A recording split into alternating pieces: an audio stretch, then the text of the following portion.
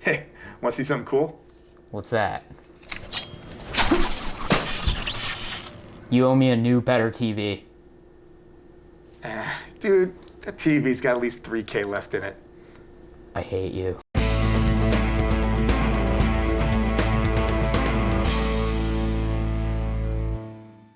Welcome back to the Out of Touch podcast. I'm Chris, that's Bill, and today we are watching Batman from 1989, directed by Tim Burton.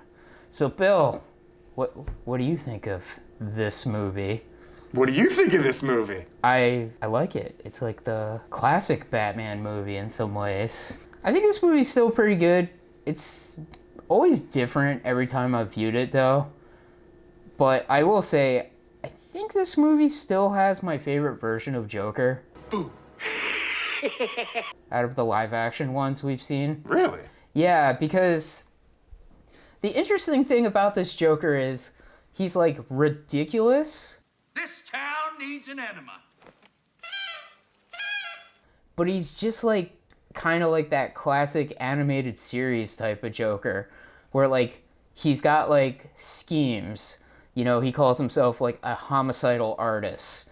You know, he just kind of wants to create mayhem, and he's not really trying to like fight Batman. He fights he sends his goons against Batman and stuff, and I don't know. I just really like this version of Joker. He's like kind of like ridiculous, but like horrifying at the same time. I mean, this is a great version of Joker. I mean, it's Jack Nicholson. Yeah. He was like their only choice. So I guess we'll get into it. Batman 1989, Bill. Where do we start talking about this movie? I mean, this movie was like a decade in the making, because like the Superman movie came out and people were like, okay, we could do this with Batman, I bet. But it took him 10 freaking years to get there. Because nobody wanted to do it for some reason. Well, didn't they do a previous Batman movie based off of like the Adam West show? Yeah, but that was in the 60s. Yeah, but that was still like a theatrical movie, right? Yes. Okay.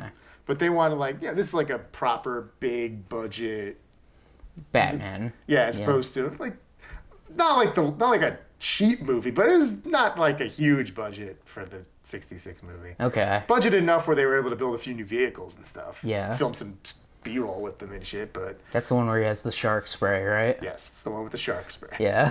The famous shark repellent. And also the famous line about getting rid of a bomb. Okay. I think I've seen that movie more than I've actually seen the TV show. Yeah, me too, but to be fair, there's a reason for that. Yeah. I mean, I owned it on tape, and the 66 show was just only sporadically on in reruns, and you couldn't own it till like 2015. Okay, yeah. But yeah, Batman 1989. This movie has a lot of style, mainly because it's a Tim Burton movie. I think it's before the Tim Burton, what you would expect of the Tim Burton style really started to like take hold in all his movies, you know? Well, yes and no, but because Beetlejuice had happened before this. Yeah. And that's very Tim Burton. It is. But he is very much, you know, kind of being reined in a bit. Yeah. And then in the next movie, they were like, do whatever you want. We shouldn't have let you do that. Because like with this movie, I almost am like, wow, I can't believe Tim Burton like directed this. But then you see Batman Returns, and I'm like, yeah, I believe Tim Burton directed this. Oh yeah, there's a lot more studio oversight in this one. Tim Burton was still, I would say he only had a couple movies under his belt, so he'd still had that sort of like, all right, we like you, but you know, take it down a notch. He didn't have that like blank check for Mayhem, Yeah. and they gave him a blank check for Mayhem. Yeah. So I guess like it's interesting because this movie just starts off with he's Batman. I'm Batman.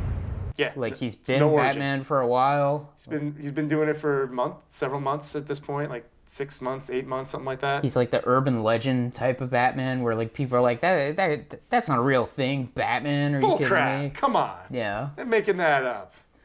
I think in this movie, I love this Batman suit because it looks awesome, but I also hate this Batman suit because it is very obvious how he can't move in it. I would say he moves better in this one than he does in Returns sometimes. Because there's a few moments where I'm like, all right, they're actually getting a little bit of movement out of it. And then there's just like, turn around, Batman. Well, there's that, and then there's like at the end of the movie where like he's like constantly looking up when he's going up the steps, and he keeps like tilting his back up and looking up, and I'm like, Yeah. I'm like, And that was a damn. problem all the way up to like 2005. Like Batman Begins, he could move his head a little, but then finally in The Dark Knight, it's just like, Yeah, I could just do this. yeah. It's like this is like the iconic Batman suit I remember as a kid. I remember like seeing this like Batman suit or approximation of this Batman suit at the Six Flags Batman show, of course. Well, that was pretty much based on this Yeah. movie. The ride was based around this movie. Yeah, that's right, the Batman ride. Man, it's like this Batman movie just had so much influence. Oh, it did. The reason why Batman uses a grapple gun is because of this movie nowadays. Yeah, I guess that's true, Prior right? to this, it was just like a batarang on a rope and he would throw it. Okay, But yeah. this, they were just like, no, grapple gun.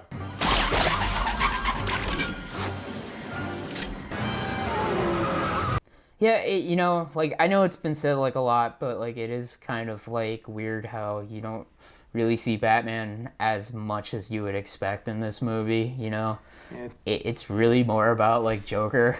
Yeah, that was a thing, especially with the Tim Burton ones. He was just not that interested in Batman. Yeah. He loved those villains though. Yeah, I mean, I really like Joker in this movie. Like the only like thing I don't like about Joker is like I don't get like the permanent smile thing. I never understood that because Nicholson's got a devilish grin. You don't let him flex it. I don't know why they felt the need for the permanent smile because in the comics, Joker can frown. He's Yeah. got like a twisted, large grin, but he can also frown. Yeah. It's weird how like the two most popular cinematic takes on the Joker have like a version of a permanent smile, whether it's Nicholson and his like severed nerves in his mouth that just doesn't go down, or Ledger and his cut smile. Yeah, because I guess, like, we get to see, like, the classic Joker origin in this movie, falls in the vat of acid. I guess he was, like, horribly, like, besides for his skin getting bleached, he was horribly scarred, so he needed, like, plastic surgery, and that's why... Well, he also got the bullet ricocheting to the face. That's right, yeah. So it's more than just the acid here. Yeah, So that probably fucked up his mouth because he was bleeding in the face, that's right. and then the acid did everything else. Yeah. And it's interesting because, like, this is one of the few times we see, like, who was Joker before he was Joker, where he's just kind of like a number two to, like, some, like, mobster guy who, he's, kind of with the mobster guy's, like, wife or girlfriend, and he thinks, like, the mobster guy's like, oh, he's old, he doesn't know who I am, what I'm doing, and stuff like that. And then the mobster guy, of course, sets him up. He says, like, you're my number one guy, which Jack Nicholson eventually says that to Bob in, like, the greatest way. Where Yeah. I think, like, this Joker, though, is, like, the closest, and it's probably, on purpose, but, like, it's like this Joker and the animated series Joker are, like, so what I think of as, like, the Joker. And that's probably why I think this is still my favorite live action Joker, even though I do like the Heath Ledger Joker too. But like this one is like, this is what I think of Joker. I think I lean more towards Ledger, but I still love this version of Joker. This is so twisted and nuts, and Nicholson's just like, I can do anything. Yeah, And he's got all the classic Joker stuff that none of the other modern Jokers have had. He's got the electrifying joy buzzer. He's got the acid flower. he's got the gas that makes people laugh and die, Yes. which is pretty good. that twisted grin on their face. And if you punch him, he'll just throw out some like chattering teeth. yeah, The only thing is, it's like in the comic books, those would explode. yeah, yeah. But like he is like like the Joker where like he's acting silly and like crazy, but like at the same time he'll just turn around and like murder you for Yes. like no reason, and that's like the scariest part of Joker. Oh, absolutely. Where he just like will murder people for no reason. I think was it Denny O'Neil I saw in like a documentary or something talking about Joker that the Joker, he was so unpredictable that he could hand you $1,000 or he could kill you. Yeah. You never knew what he was going to do. Because sometimes he'll hand you $1,000 and then he'll kill you. He'll Yeah. kill you while you're like, oh my God. And then I'm so happy. I got all this money. And then he shoots you dead. Yeah, it's interesting too because like we got like a psychological profile like mentioned of, you know, I think his name's Jack Napier before he became Yes. the Joker, and it's like, you know, highly intelligent, like erratic mood swings.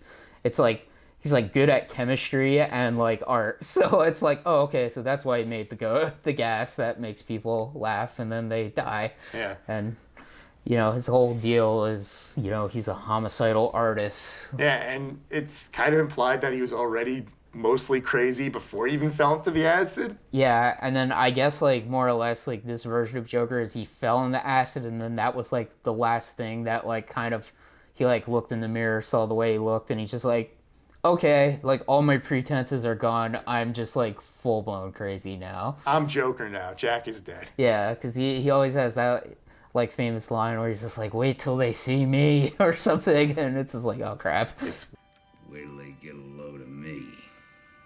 Yeah. You know, we get this very, you know, kind of like what we always think of Gotham City, like the, you know, crazy gothic type of Gotham City. Oh, yeah. This version of Gotham City too, it's like, you know, what you would expect. It's like dirty and everything, but It's also this weird sort of, it's kind of the 80s, but there's a lot of people walking around in trench coats and fedoras and stuff. yeah, like that animated series where it's just like, what Which, time period is yeah, this? He's got a giant computer, but people are wearing fedoras and there's like gangsters and everything's like very 1940s-y, but this technology is relatively modern. That's one thing that I think is cool that, you know, they do with Batman during this time. And, you know, I guess a little bit with the Robert Pattinson Batman, but that's its own thing. But, like, I do like how, like, you know, Batman, compared to a lot of other superheroes, has his very own, like, distinct world.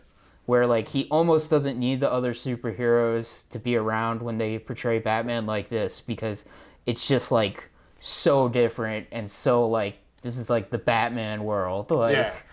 Even that show Gotham knew enough to be like, look, we're going to have this very 1940s-esque like aesthetic, but then we'll have like late 90s to computers and cell phones. yeah. Yeah, you get the like old cars, like the Yeah. animated series and stuff. To somewhat. Then there's some trashy 80s cars. Yeah. It's weird too, because like, you know, when you're watching this movie, like, you can't help but like, that Danny Elfman Batman theme is so good. So iconic. I mean, like, of course, they Damn. use it as the theme song to the animated series. And it but- pops up periodically here and there.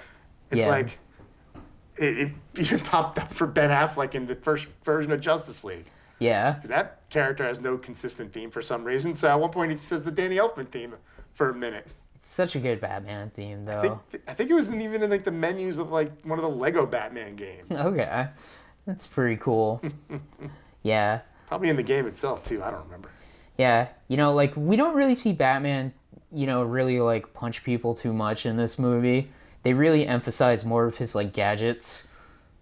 And when he does punch people, it's usually just very quick. Like there's that cool moment during the Access chemical robbery. Dude's just like running a corner. He just walks right into Batman's backhand.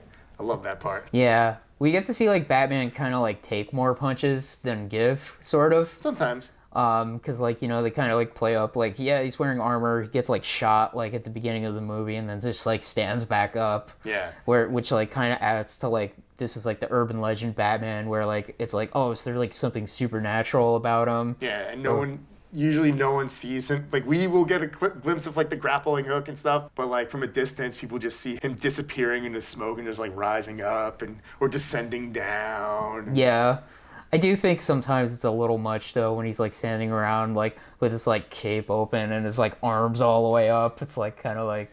It works for, like, when you're, like, scaring the criminals and stuff, when they don't know that you're not human. Yeah. When they're just, like, legitimately just terrified. Like, that opening scene with him, it kind of reminds me of, like, old horror movies. Like, he's like Dracula or something. Yeah, a little bit, I guess. It's like very Hammer horror or even old Universal horror to a degree. It's just, that's the part of Batman Tim Burton liked. Yeah. the scary part. Yeah. Not much of the other parts. Yeah. He does detective work off screen. Yeah.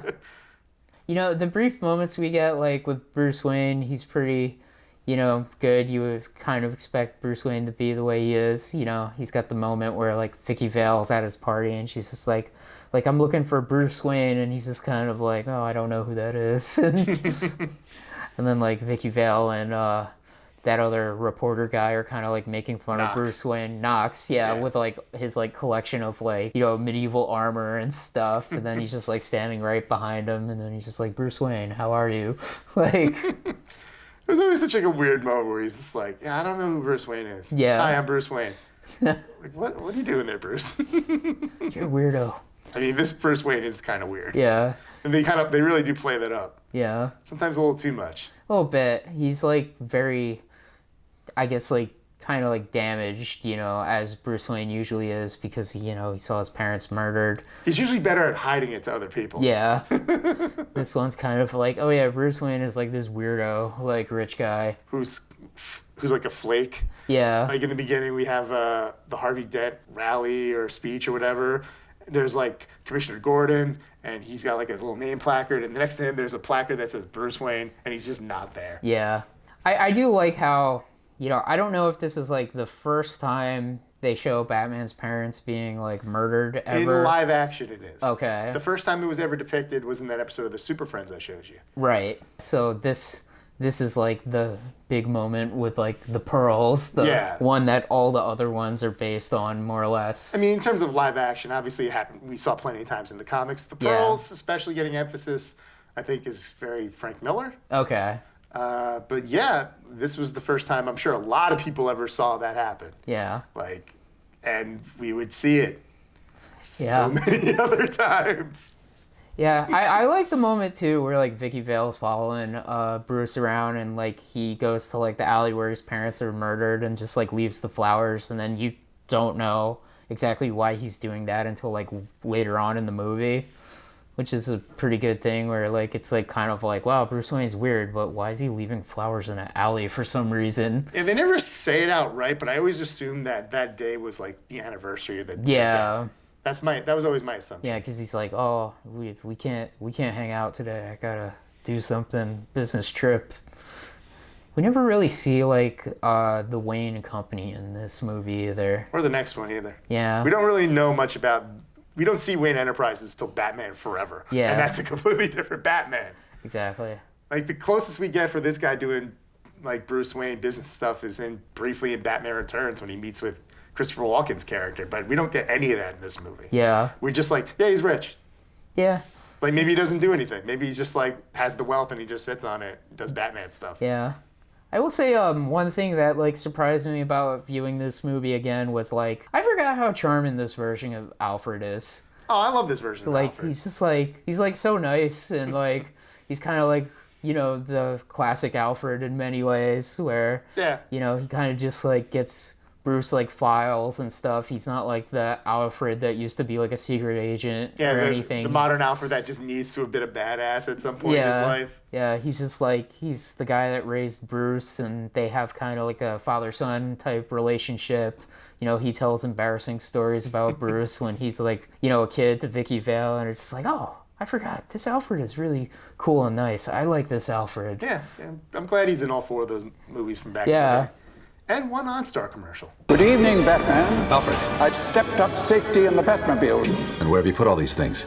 Just press the OnStar button, sir. Wow. Okay. OnStar. His last appearance is Alfred. Yeah. Go crazy. figure. Go figure. Yeah. Where do we go from here? Well, we can talk a little bit more about Keaton. He is probably the first actor to attempt a Batman voice. Yeah. It's more of just I'm Batman. Yeah. I'm just going to talk a little lower. Like he's not, where were the other drugs? That's true. And he's not a voice actor, so he doesn't have that like ability to go fully Kevin Conroy with the deepness or whatever. And, you know, he doesn't have like, no one ever thought about doing a voice modulator for like decades. Yeah. Yeah. I don't mind it too much, you know. No, it's fine. It works perfectly fine.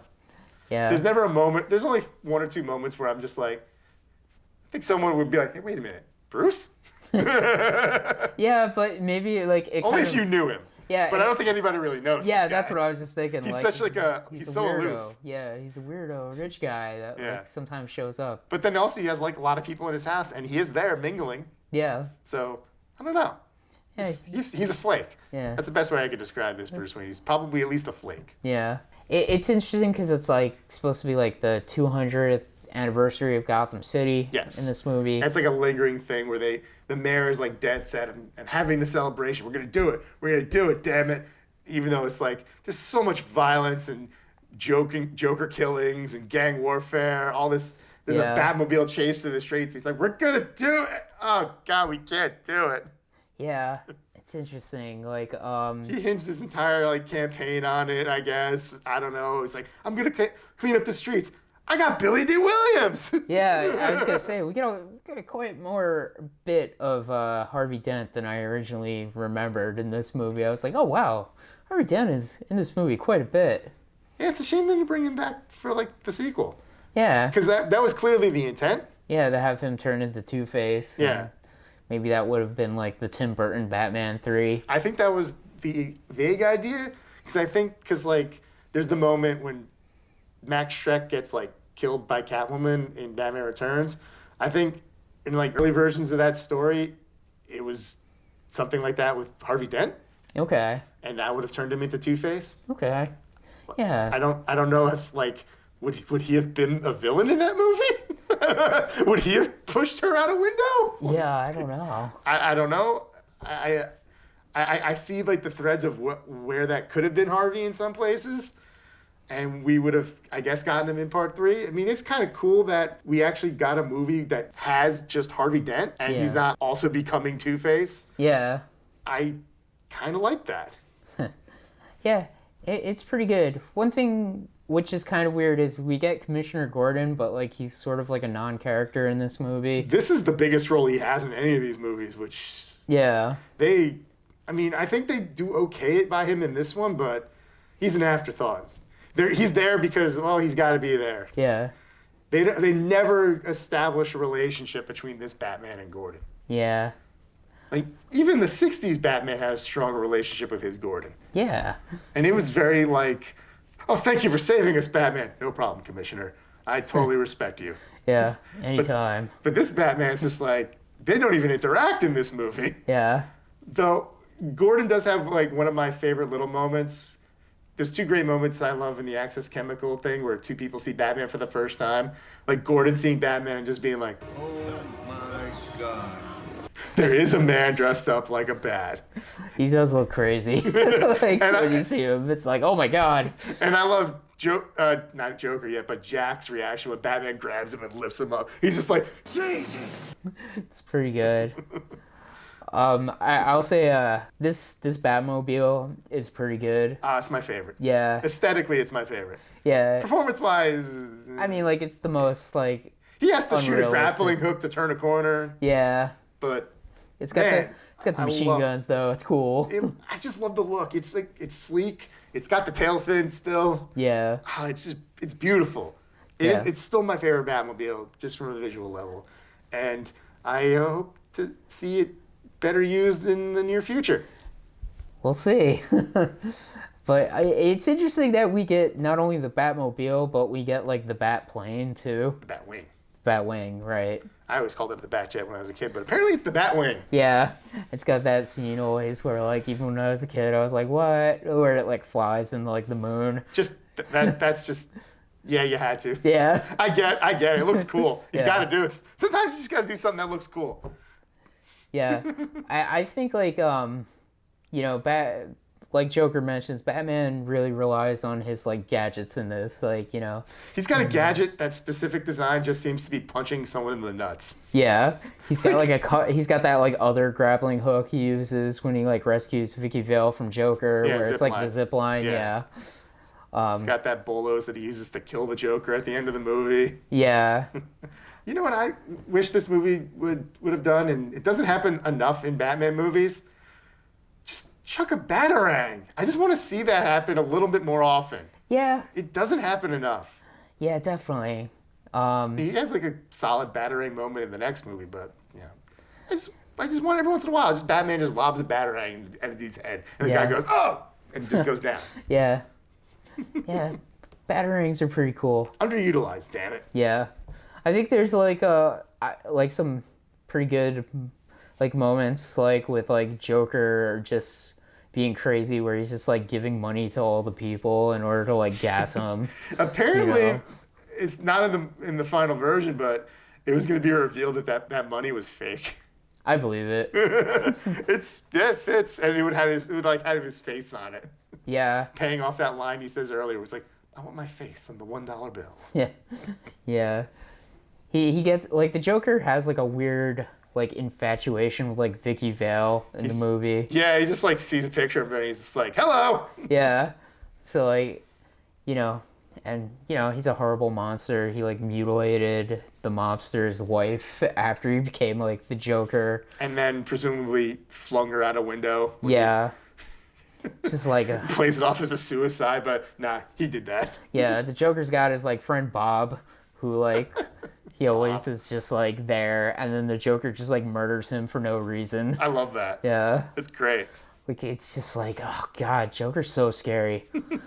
But I really like the finale of this movie with like Batman and Joker having that confrontation in like the church, because I always think like, modern versions of Batman, like he always ends up like fist fighting the Joker or something, but like this version of Batman, it's just like I always like in my mind and as a kid it's like Joker doesn't fight Batman. He sends as many goons after Batman as he can because like Batman sees through his scheme, stops his scheme, and then Batman finally gets through all of Joker's schemes and then just beats the crap out of him because the Joker can't fight. No. Like he's like intelligent. He has like his dumbass plans, but when his dumbass plans fail, then Batman punches him. He really beats the shit out of him. Yeah. He just pummels him. Yeah. As soon as he finally gets like a line of sight on him, he's just on. Yeah, and it's got like all the classic like, because that's one thing, like Joker's not a good fighter. He's good at like getting beat up though. Like he's got the moment where it's like, you wouldn't hit a guy with glasses, would you? Wham! Yeah. And it's like, that's what I expect from the Joker usually. It's like, he's all about his like circuitous schemes, And then if those schemes don't work, because they usually don't, because Batman's gonna see through them, Batman punches him and then throws him in jail. I always think it's Not weird. so much in this version. Yeah, well, yeah, this Batman does kill people. Oh, yes, he does. And they don't really hide it, No. He machine guns them and everything. Yeah. Missiles. But yeah, like I always find it weird when like Joker like actually tries to fight Batman for some reason in my mind, and it could just be because of this show or like the animated series kind of. Like I always think it's weird when like Batman and Joker like battle each other physically. I'm like, well, no. I mean, even in The Dark Knight, their fight is Yeah. mostly just the Joker swinging like a crowbar while Batman has to deal with attack dogs. Yeah. Like yeah. it's not a fist. It's not a real fight. Yeah.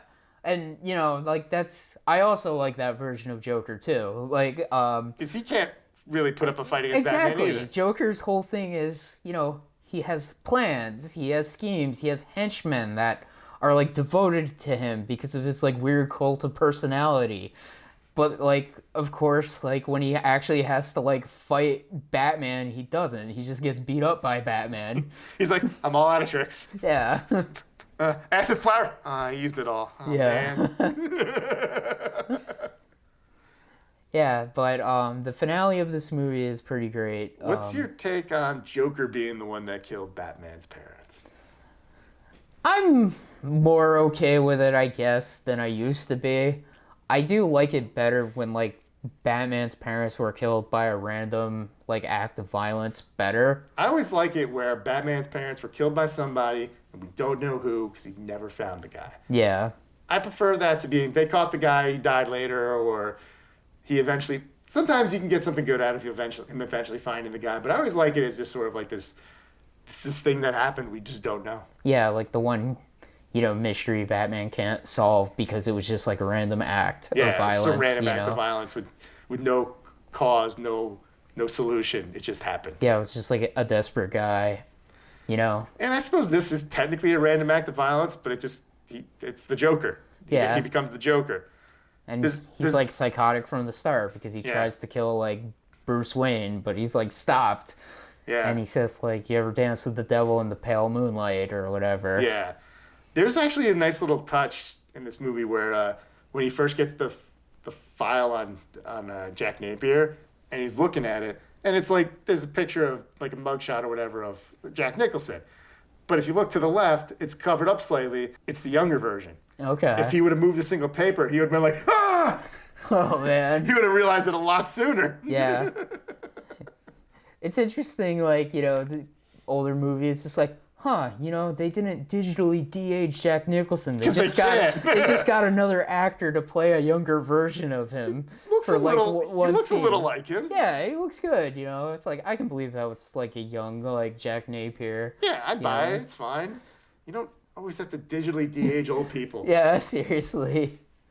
But yeah, you know, I can go like I don't mind it in this movie just because it's like a self-contained type of thing. Yeah, I'm just used to it. Yeah. There's just things that you just kind of like. It's old enough. I was so young when I first saw it. So much so that I couldn't tell you when I actually first saw it Yeah. Yeah, because me it too. came out when I was like 1 Yeah, exactly. or barely 1. It's like I just remember like toys, but that probably was for like Batman Returns and not this movie. Thing is, I definitely had toys that were from this, Yeah. but most of them were from Batman Returns. Yeah. I still have those Batman Forever McDonald's cups, so it's like this version of Batman was just something that was around, you know? Even if he didn't always look the same. Yeah. He was technically the same. Yeah, pretty much. But yeah, overall though, you know, this movie's pretty good. It's you know, sometimes I'll watch this movie and I'll think like, oh, this movie's like kind of like silly, but then other times I'll watch it, I'm like, maybe this movie's more like dark and violent than I remember. It's kind of both. Yeah. And you know, movies can be more than one thing. Yeah. You know, this is weird.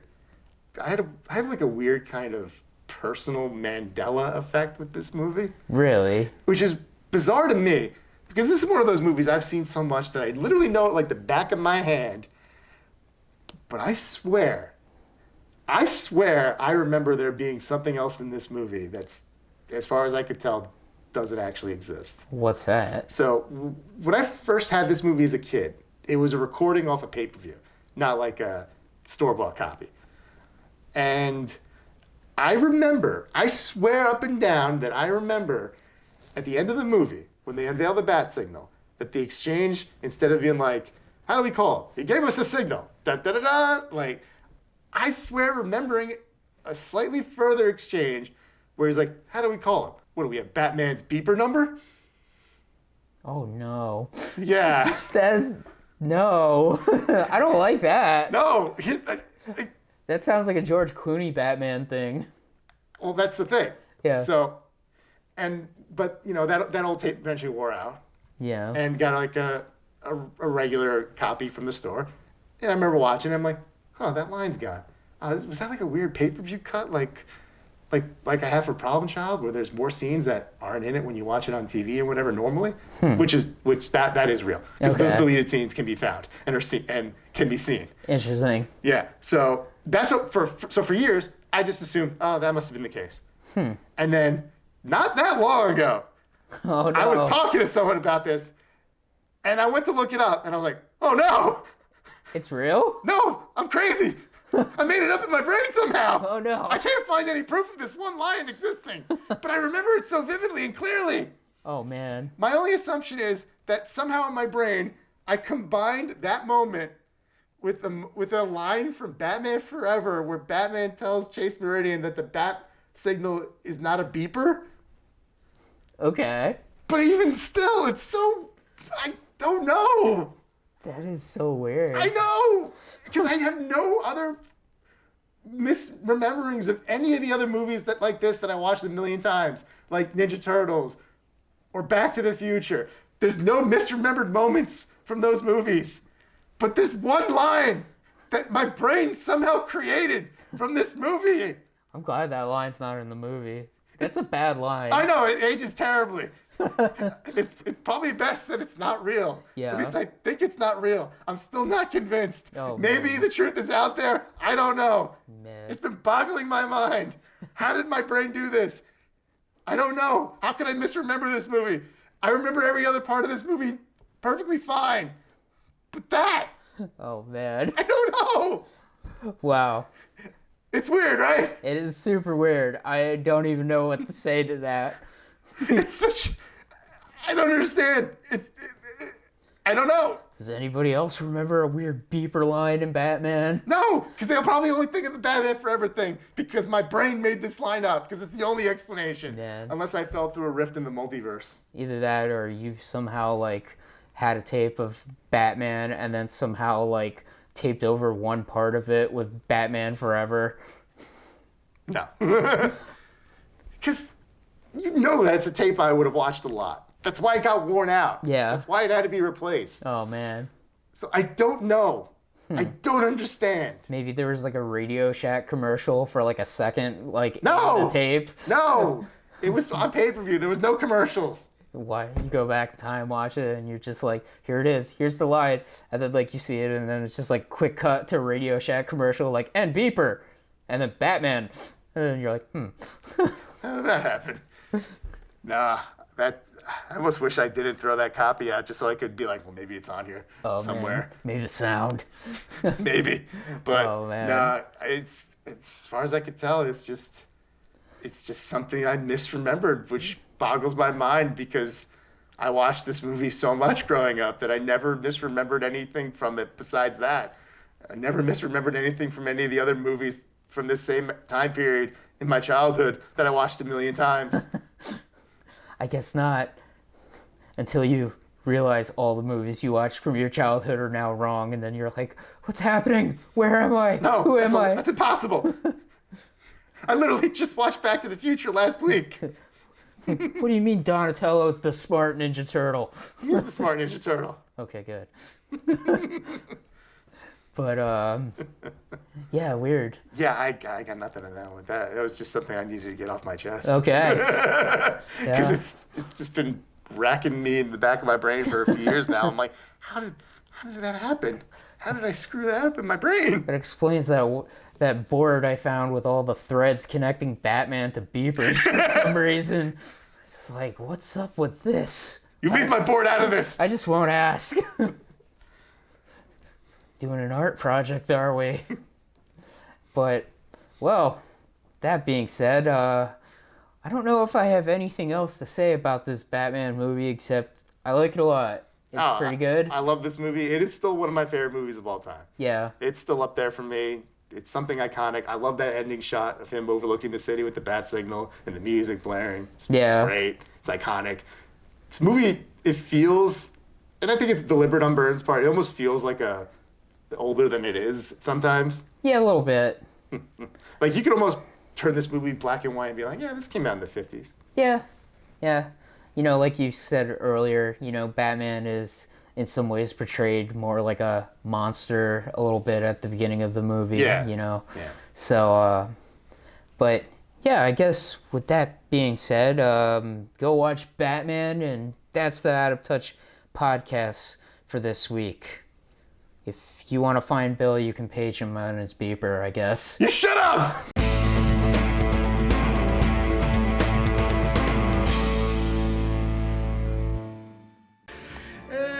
What a day.